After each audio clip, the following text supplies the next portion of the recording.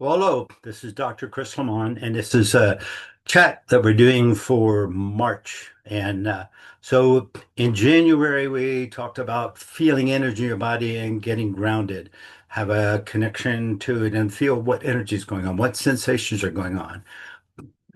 We can get really lost in thoughts, and we try to think our way through everything because that's what we're designed to do. That's what this piece of gray matter is in there for, to think it all through. But we don't always utilize that tool. So what we're trying to do is we're trying to increase awareness. Awareness means, are you utilizing those decision-making tools, that brain space, or are you just reacting to something? That's kind of our general goal. So we're doing some steps to move in that direction.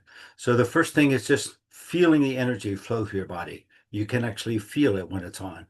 So we don't need to have a story to do that. We can just feel it. Sometimes we're just watching something. We're watching a come on, you see people get excited with sports, you get excited watching kids playing, uh, and you can feel that in your body. You can feel that energy flowing. It's kind of like, yeah, you want to get up and move and dance around or whatever.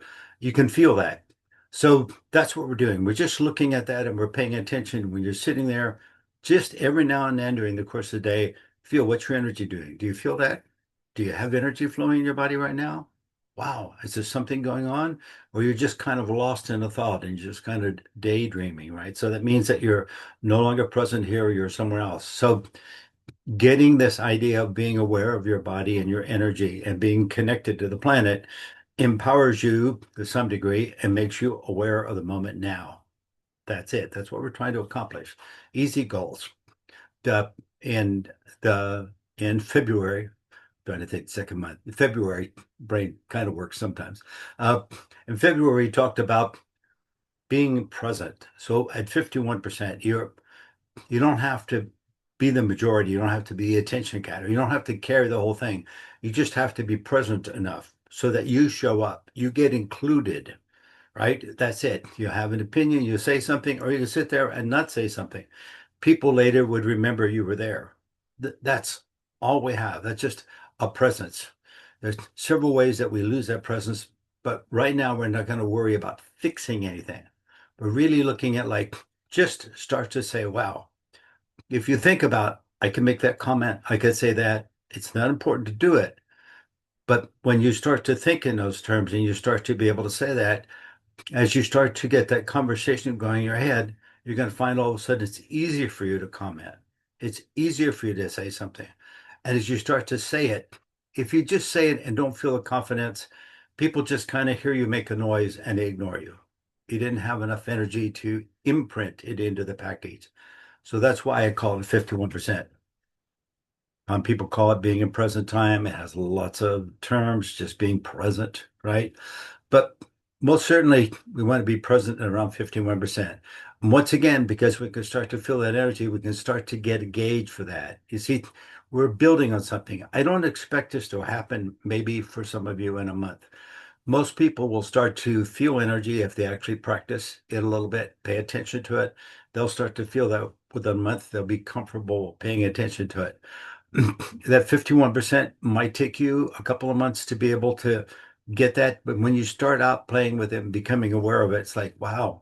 So it gets an interest that comes into play. In March, we're going to do something that's really, really challenging and a very difficult thing because most people want to expand it out too big. And we're just working on awareness. Remember that. So I want you to start to be aware of how your energy starts to have a direction or a focus when it gets turned on. So what does that mean? There are two things that we can do to get energy to go in a direction that we want. We can make a decision, that is, think about something, decide I'm going to go get a cup of coffee, I'm going to go for a drive, I'm going to go read a book, I'm going to go for a walk in a park. Whatever that is, you're making a decision about it, and then all of a sudden the energy flows and you get up and you go do it. If the energy don't flow, we've had days where it's like, oh, I should do that, but I don't know, I'm really not up to it today. Well, there's no energy flowing, is really what you're saying. It's like, wow. So get that out of your head and put something else in your head and think about something else. That's one way we get energy flowing. the example that I use so many times because I've done it so many times, I got a garage.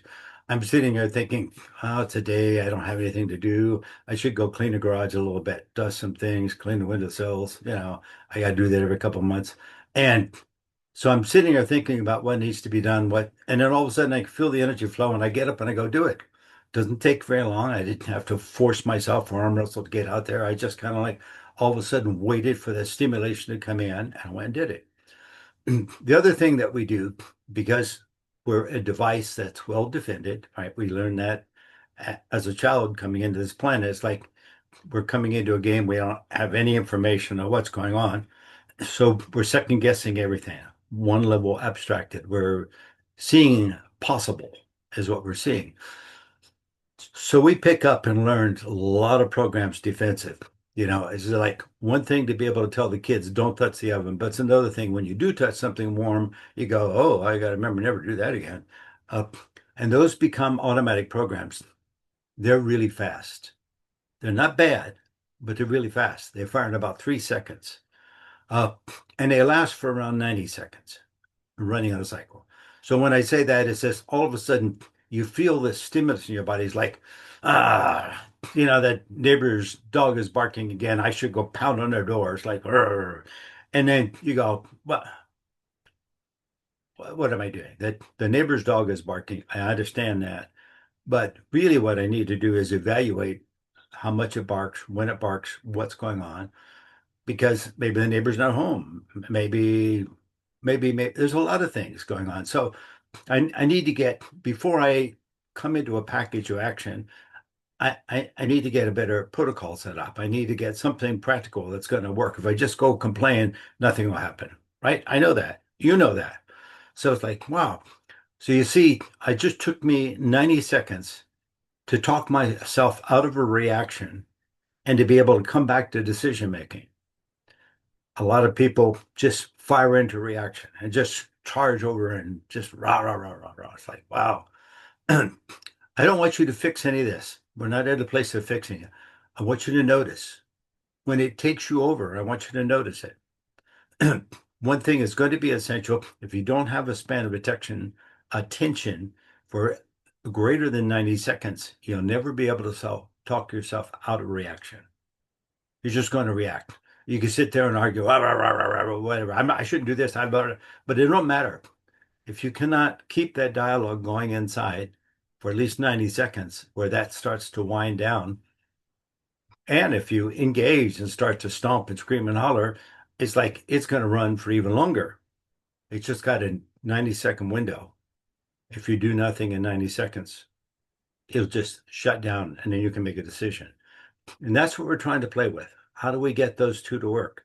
So many people get in trouble because they get into reaction, don't have enough information, and get foolish. Once again, we don't want to shut the whole thing down, because if something's flying at you, you duck, that's good news. Maybe it's a baseball, maybe it's a bat, right? I've been out in the woods and all of a sudden things are flying around. I'm ducking down. It's like, oh my goodness, bats. Wow. I'm in some bats territory. So I got to calm down a little bit, move a little slower, and give them a chance to adapt to that. Same thing with bees, for example. It's just like I come upon somebody's beehive, I just stop and I relax and I kind of stay present for a few minutes, and then I can walk a little closer. Bees will come over, they'll sniff me, they'll land on me, they'll crawl around, they'll crawl to my hands. I'm not a threat to them. They can feel that I'm not intimidating. They feel the energy. And they just fly away, and I could just stand there for a while and watch the bees dance around and not have a problem, not get stung. You just be got to give them a chance to identify where you're coming from, so they're not a reaction and sting you. So that same thing happens for all us creatures down here. We got all these protective programs working. So that's what we're trying to accomplish. So the first thing you have to do always when you're building awareness will start by becoming aware. Become aware of what is going on. What's going on in your world. Uh, in myself, when I sit there and make a plan and I got it all figured out and I've gone through a list and I make sure I got all my tools, all my parts, I'm going to go do a task. And then I get up and I feel the energy flowing. I go out and I have a tendency to be rushing. It's like so weird. If I had not been watching that in my life, I would always be rushing to things, banging into things. My wife still complains I get banged into things. I got, cuts and scratches because I'm trying to do what's in my protocol. I figure it all out, and I forget that, the world's made of real stuff. We got to bang into walls. We get around corners. It sounds really simple, and it is pretty simple, but I just have to slow down. I get up and I say, I got this all figured out. Take a breath, step into it, and then really pay attention. Pace it down a little bit. I get too anxious, too much drive into it. My thing. Maybe yours is the same, maybe it's not. If I wasn't aware of that, I would never fix it. I would never address it. I'm not saying I'm 100% successful, but most certainly far more successful now than I was when I was 25 and 30 and banged into everything. So it just takes some practice. Uh, Reactions come into play. It's nice to be able to go, wow, I can feel that energy in there. I can feel that building. That's when you start to really notice it. Do I want to do something? I'm all fired up. Do I want to do something? Right. So it's like, ah, you know, if I got mad at someone or something, I just like step back, take a break, take a breath, relax, sit out that 90 seconds and be able to move my attention to something else, grab a book, look at the book, start to read. I'm not all that sure that I'm reading a page. I even remember what I just read, but because I've got all this energy flowing through my body. But being aware of it allows me to be able to say, okay, calm down a little bit. I'm not doing anything right now. And that 90 seconds is up. And then I can go ahead and go back and reread that page and go, oh, okay, I got that. And then I can sit there and I can say, okay, let me think about this. What just occurred? And I need to record it in my brain matter, not my reaction. I need to record that and say, wow, let me think on this. Let me come back to it. Let me maybe put out a little marker or symbol. We'll talk about that as we progress to be able to kind of like a bookmark, right? And be able to come back to it maybe a little later and think about it and say, what action should I take? Is this something that's happened 20 times or two times or one time? Is this a one up? Do I have to even do anything about it? I mean, stuff happens. People get upset, people drop things, but whatever, right? So it's just the very, very nature of it. I know I've got mailboxes in front of my house for the neighborhood. And when I first moved in, it was very, very frustrating because all these people would drive over, get out of the car, got their cigarette hanging on their mouth. They'd throw the cigarette on the ground in front of my house, step on it, and get their mail, get in the car, and drive off. And so it's just like I'd walk out. I don't smoke. I walk out there and I see all these cigarette butts, and it's kind of like, wow, a couple times a week I'm sweeping up cigarette butts.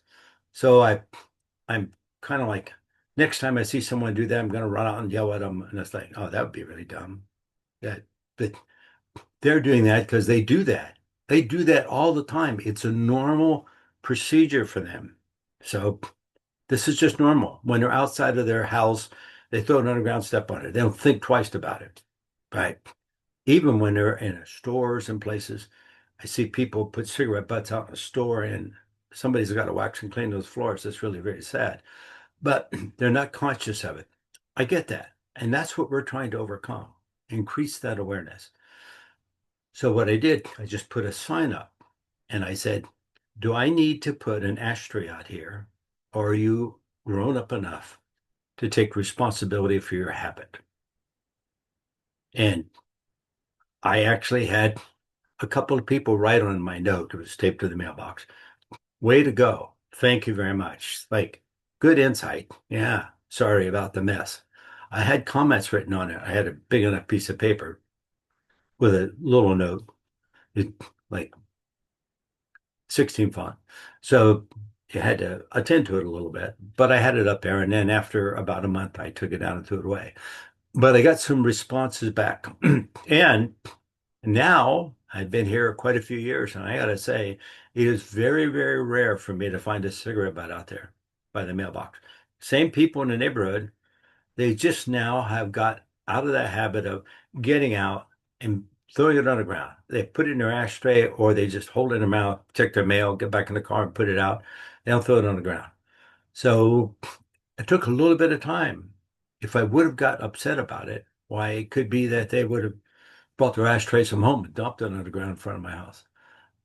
It, we have to we have to be aware of how we're reacting to things and what we're doing. So this is just you paying attention. You're already looking at energy flow. You're looking at your grounding, right? And you're looking at how much do I show up? Am I present with this? There are so many times where I go to speak in a circle or a group, and all of a sudden I look around and I'm going like, wow, if I speak, I'm not sure I'm not going to take them out of context. Where my thoughts are going about the topic may not be where their thoughts are going. I better just shut up for a few seconds and pay more attention. Where are they headed with this conversation? Like, so I can contribute and not redirect them or take them away from their thoughts. And so I wait a few seconds and I see a few comments come back and I said, oh, that's what they're thinking about. And that's where their comments are coming. That's the frame that they have, their view right now.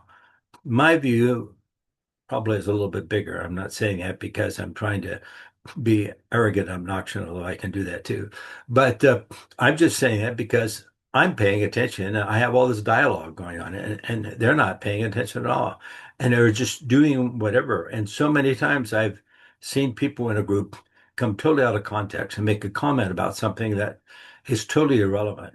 Someone will use a word and I'll think that has to do with their favorite soccer team or something. I don't know. And it's like, and you see this dialogue going on, and they're like, you're not talking about the same thing we're all talking about. And that's what we're trying to avoid. We're trying to increase that awareness so we can get a sense and feel of our communication. So the first, yes, give me warning now, the first 4 or 5 months are going to be all about you getting a little more aware. Then we'll start to teach you some ways to play with that awareness. If you don't have the awareness in life, as you progress through life, more and more and more will be reaction. And then you'll find that at times when things go on and you don't have a learned response or reaction to it, you'll just ignore it and won't have a dialogue inside. So that does not help the rest of the world. We really need to have conversations. We really need to have input. We need to be able to say, it's like my neighbor lady has a dog and a dog barks. And so I was seeing her out in the yard one day and I said, am I doing something in my yard that's causing your dog to bark?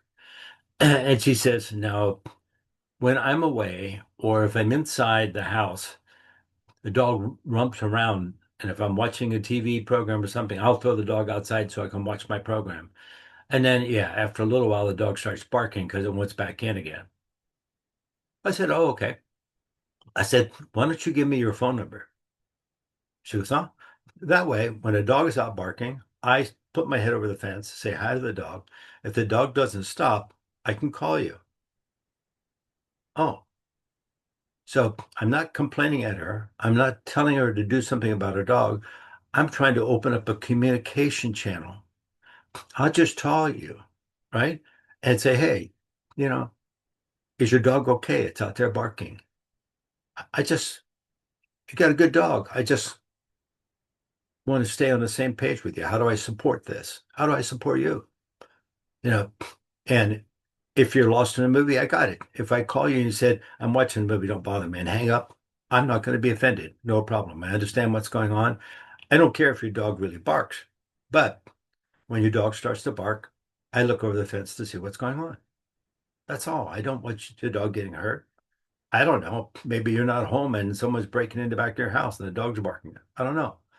So you see how you can present a better view, a better approach. She has given me her phone number. I have never called her. So what I've noticed now in the last 10 years is when the dog starts barking, she opens the door and lets the dog in the house. It's like, so it's no longer like, the heck with it. I don't care if the dog barks. I want to do what I'm doing. No, she'll let the dog in the house. So I maybe improved the relationship between her and her dog. When a dog's outside and it's a nice day and the dog is out running around having fun, chasing rabbits, whatever it's doing in the backyard, the dog is really delightful. Really sweet dog. Uh, I've got a pond in my backyard and I got certain times of year I have frogs in there, and they're croaking. And I know when I first moved in, I would hear that dog on the other side of the fence barking. So I got up on the fence, looked over, and said, "Hi, I'm your new neighbor. I'm blah blah blah. I'm talking," and I said, "You hear that noise?" And then the frogs are nice enough to croak. And I said, "Do you hear that?" And the dog barks. I said, "Yeah. You know what that is? That's a frog. Do you know what a frog is?" And I said, "A frog is a little tiny animal. I don't think you'd like to eat one." And so they're just croaking. They're just talking.